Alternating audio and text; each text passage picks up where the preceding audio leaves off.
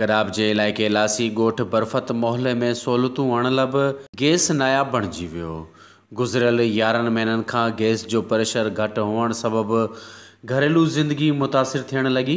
ताज़ो 3 महीना अॻु सीवरेज लाइन जो कमु थियण बाद 3 महीननि खां पोइ पूरे मोहल्ले जो गैस मुकमल तौर बंदि थियल आहे।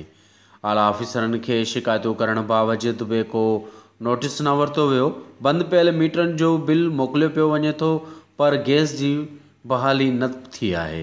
सुई सदरनि गैस आॾो एहतिजाजी धरणो हंयो वेंदो।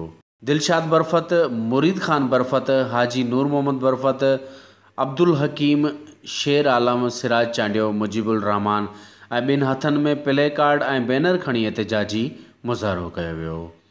मुज़ाहिरीन बाला ऑफिसरनि खां लासी ॻोठ में बंदि कयल सुई गैस जी बहाली लाइ मुतालबो कयो वियो।